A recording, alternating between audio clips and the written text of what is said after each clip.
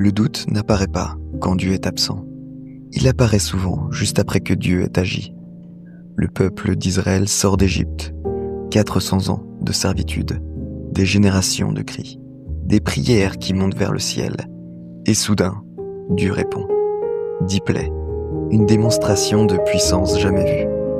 Les dieux de l'Égypte humiliés, Pharaon brisé, le peuple libéré. Et pourtant, à peine sorti, le doute surgit. Face à la mer, le peuple crie à Moïse. N'y avait-il pas des tombeaux en Égypte pour que tu nous aies amenés mourir au désert ? Le doute parle toujours comme ça. Il réécrit le passé. Il idéalise l'esclavage. Il préfère la chaîne connue à la liberté incertaine. Ils avaient vu les miracles. Ils avaient vu la main de Dieu. Et pourtant, au premier obstacle, ils doutent.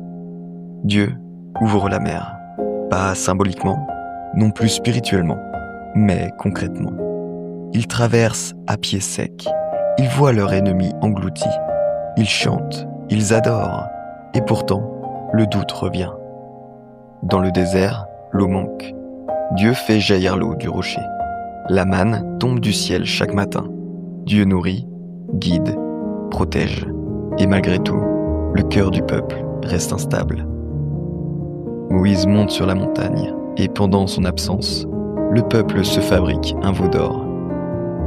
Allons, fais-nous un Dieu qui marche devant nous, car ce Moïse, nous ne savons pas ce qu'il est devenu. Après tout ce qu'ils ont vu, après tout ce que Dieu a fait, le doute ne vient pas d'un manque de preuves, il vient d'un manque de foi enraciné. La Bible le dit clairement.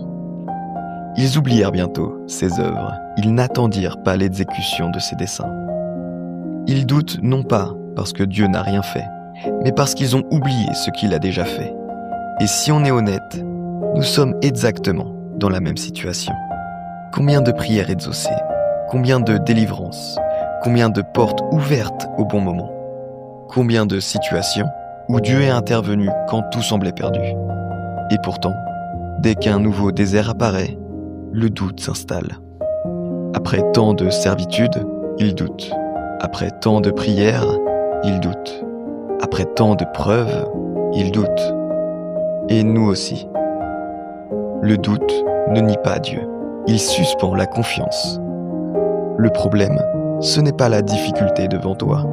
C'est que le doute te fait croire que Dieu a changé. Mais Dieu ne change pas. Ce qui change, c'est notre regard.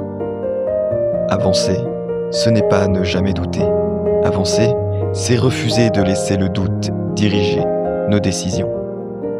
La foi ne consiste pas à ressentir la certitude. Elle consiste à marcher malgré l'incertitude en s'appuyant sur ce que Dieu a déjà fait. C'est pour ça qu'il faut écrire, noter, se souvenir. Écris les bénédictions. Écris les réponses aux prières. Écris les délivrances. Écris les moments où Dieu est intervenu. Pas pour Dieu, pour toi. Dieu lui-même ordonne à son peuple. Souviens-toi de tout le chemin que l'Éternel, ton Dieu, t'a fait faire. Parce que le jour où le désert revient, tu auras une mémoire plus forte que ton doute.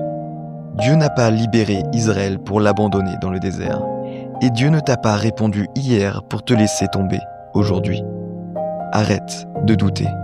Choisis de croire en l'accomplissement de ce que Dieu a déjà commencé.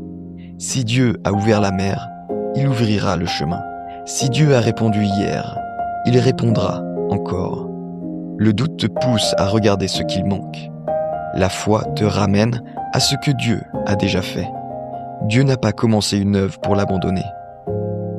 Et ce qu'il a promis, il l'accomplira. Amen.